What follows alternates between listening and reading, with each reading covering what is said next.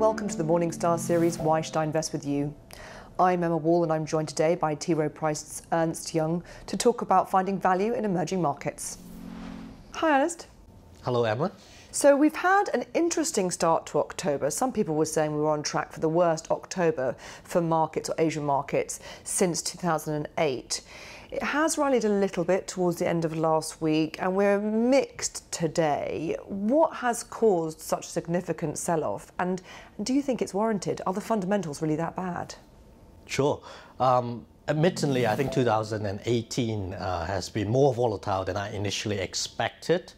But let's put it into context. I think we have had 2.5 years of really good performance in emerging markets.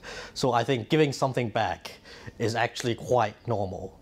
However, admittedly, if you look at all the survey that's been done by economists, you will know that emerging market and US dollar rate and S&P index do have a close correlation. The correlation could be as high as 75%. So now that rate is being hiked, it's natural to expect that there will be some pressure on the emerging market. However, I would point out the very interesting point is within the emerging market, people see that as one asset class, but we're actually talking about 30 countries with 3,000 stocks. So some country correctly will be under pressure, like the topical country of Argentina, Turkey. They need US dollar funding and their macro are fragile. So I think their correction is well justified to some extent. Now, I suppose the next logical question is which are the unjustified pullbacks? Because you have a broad remit and a value focus, so you will be looking for opportunities. Where are you seeing those opportunities? Sure. So I like to look at countries that other people are not investing in or they're overlooked. So I would give you some example here. If you assume US dollar rate hike will continue, actually countries like the Middle East will benefit a lot because their currency is actually pegged to the US dollar. Oil is at 80 now, so it's actually pretty good for the macro. The current account is becoming stronger and a lot of the banks will be beneficiary of US dollar rate hike. And there are sectors that has no bearings to US dollar rate hike as well. For example, China old economy has been undergoing significant SOE reform or supply side reform.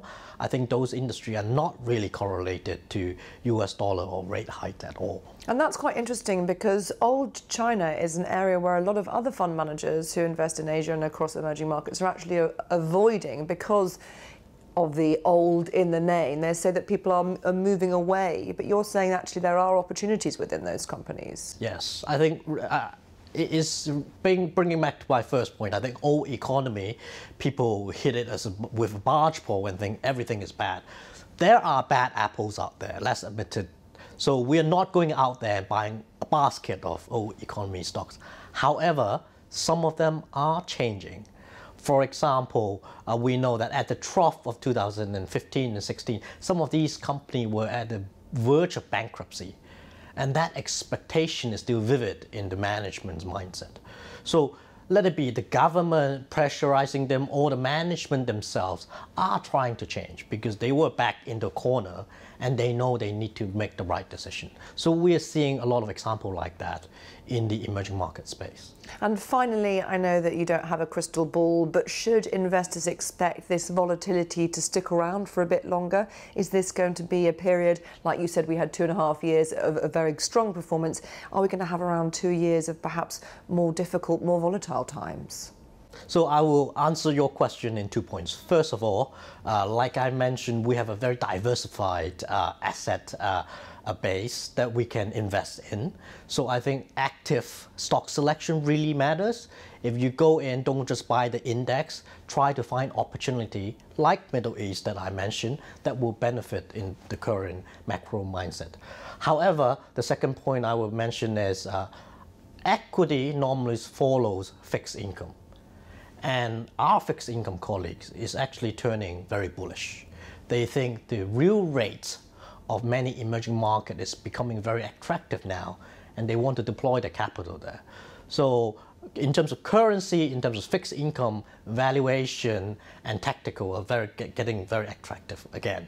So as a stock picker, I think they are signaling to me that capital outflow may be subsiding somewhat.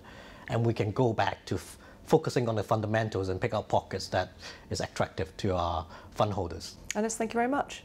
Thank you, Emma. This is Emma Wall for Morningstar. Thank you for watching.